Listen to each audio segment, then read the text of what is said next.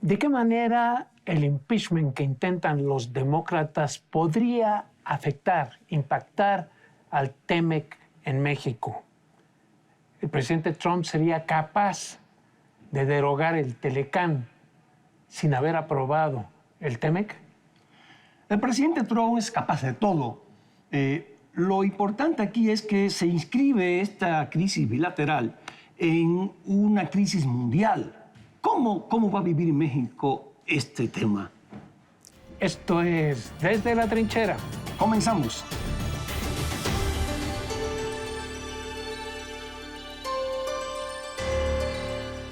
Hace apenas 2 días, el subsecretario de Hacienda, Gabriel Llorio, le dijo a los diputados que si no se firma el TEMEC este año, va a ser un gran riesgo para la economía mexicana.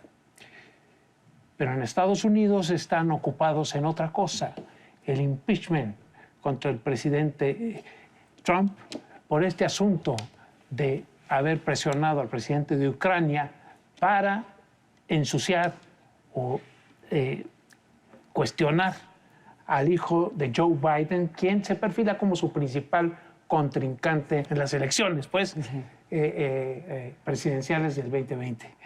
Hoy tenemos, mi socio y yo, como invitada a una gran conocedora de este tema. Estamos hablando de Ana María Salazar.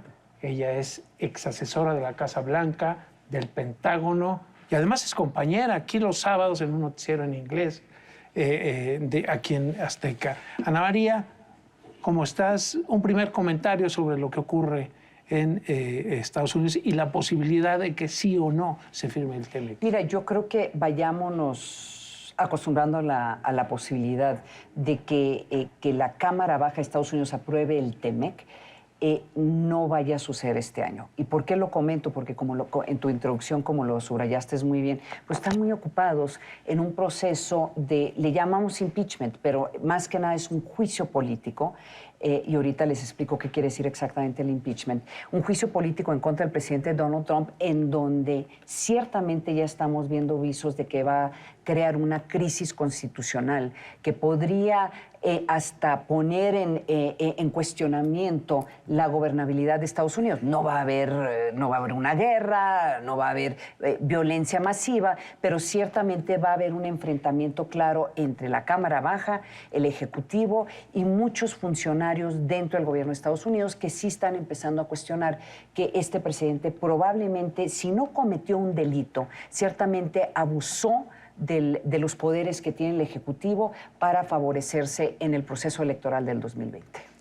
Ana María, hay muchos que sostienen que no hay motivos de alarma porque mientras no se apruebe el TEMEC, pues ahí está el Telecán. Sí.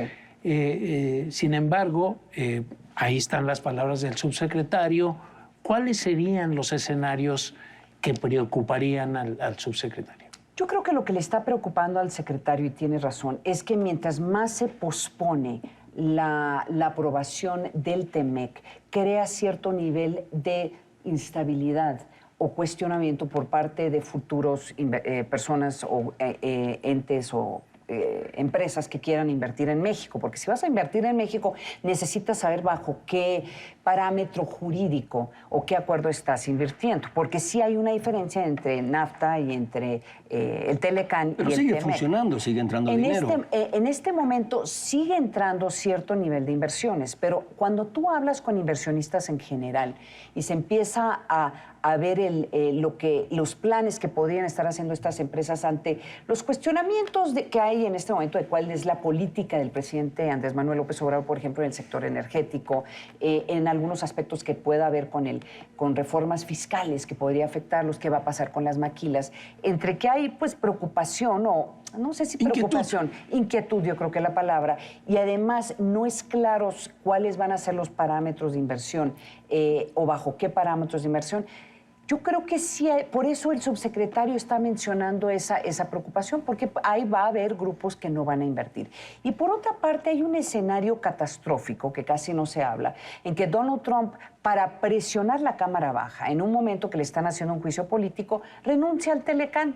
abiertamente, Sí. y entonces al renunciar al Telecán tendrían que basarse la relación de comercio en las reglas de la Organización Mundial del Comercio, que hasta este momento pues Donald Trump como que no está respetando abiertamente. Entonces te crea No hasta respeta más, mucho, ¿no? pues te crea hasta más instabilidad, ¿no? Yo te diría que si el TEMEC no se aprueba por la Cámara Baja este año, a finales de este año, que lo vemos muy difíciles porque se están quedando sin tiempo, esta negociación o esta aprobación tendría que venir el año que entra en medio del proceso del juicio político, que ya estaría probablemente entrando al Senado hacia los primeros meses de enero, febrero. Ya estaría el proceso electoral en su apogeo. O sea, ya podríamos empezar a vislumbrar quién es el candidato demócrata, y hay dentro del Partido Demócratas cuestionamientos del TEMEC, hay que decirlo. Es una tormenta perfecta.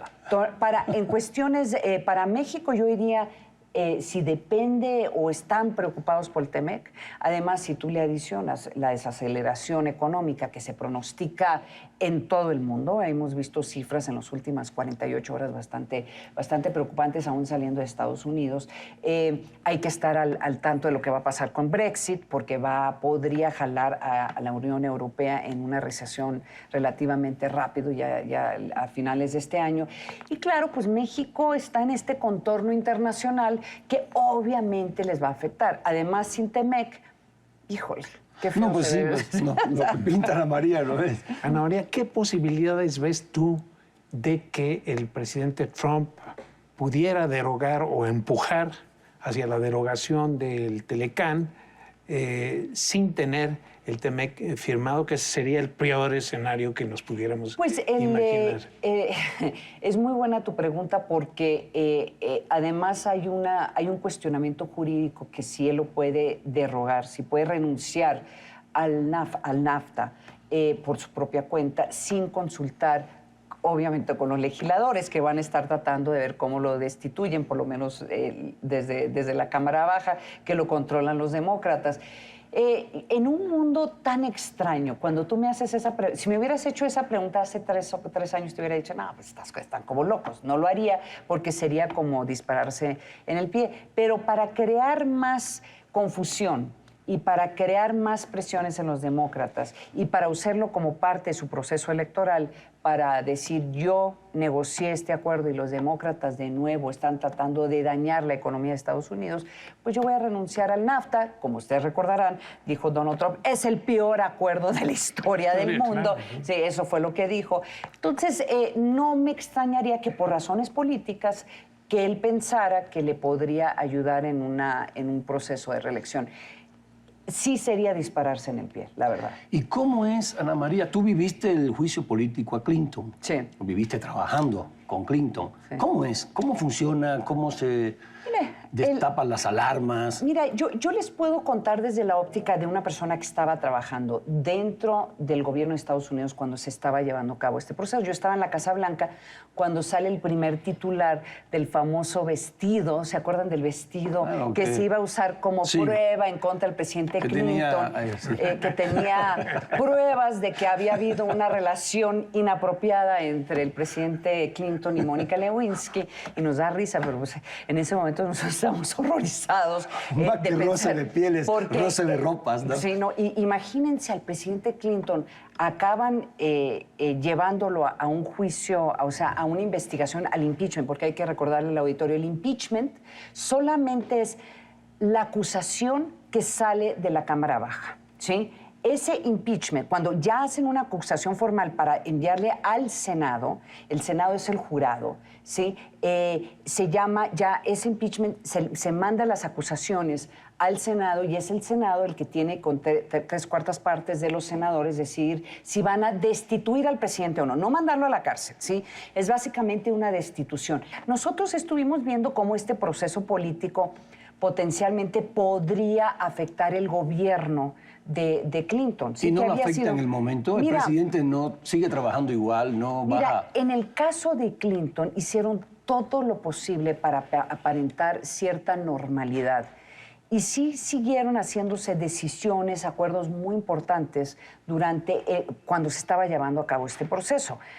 Hay que aclarar que hay una gran diferencia entre la administración del presidente Bill Clinton y la administración de Donald Trump. En este caso, el presidente Donald Trump se encuentra pues, básicamente en una situación donde muchos de sus secretarios ni siquiera han sido aprobados por el Senado, son suplentes, mucho de su equipo es suplente, ha estado nombrando diferentes asesores de seguridad nacional, tiene uno nuevo que no sabemos qué va a pasar con él, y sobre todo en un momento en donde hay varias crisis muy importantes en puerta. Tiene Irán, tiene la situación, la negociación con Irán, el de Norcorea, lo que está pasando en Medio Oriente, tiene la economía que está empezando a fallecer, tiene el tema, su gran propuesta de campaña que siempre ha sido el tema migratorio. Entonces tiene varios frentes en donde y muy mal equipo alrededor. Entonces, esto podría ser una parálisis total. Tu reacción sobre esta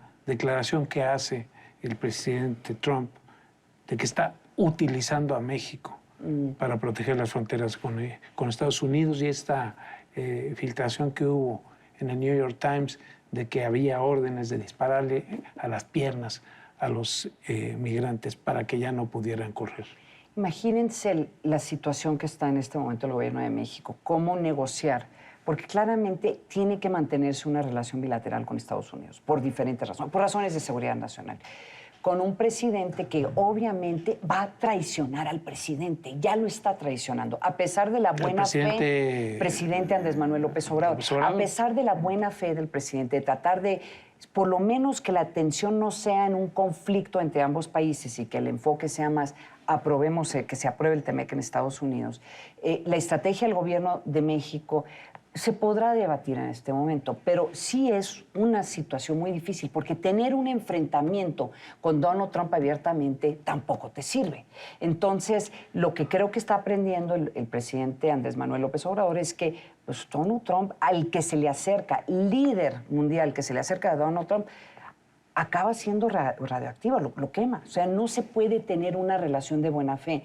Entonces, yo creo que de ahora en adelante esta idea de que no pueda haber una reunión entre el presidente Donald Trump y el presidente Andrés Manuel López Obrador antes de las elecciones en Estados Unidos, yo creo que es una buena propuesta. Yo creo que sí sería un error tener una reunión entre ambos países a ese nivel por los costos políticos que pudiera haber para el presidente Andrés Manuel López Obrador. Pues con eso nos vamos, mi querido Rubén. Gracias, María. Muchas gracias. Oigan, Rápido. gracias. Y los invito este sábado de 8 a 9 a mi noticiero en inglés, en ADN 40, y de 9 a 10 en español. Y tenemos muchas de estas notas. De hecho, vamos a hablar sobre este proceso del juicio político que se está llevando en contra del presidente Donald Trump. Nos vemos la semana que entra, miércoles 22:45 horas, aquí en ADN 40. Lo esperamos, Rubén Cortés y su servidor. Muy buenas, pero muy buenas noches.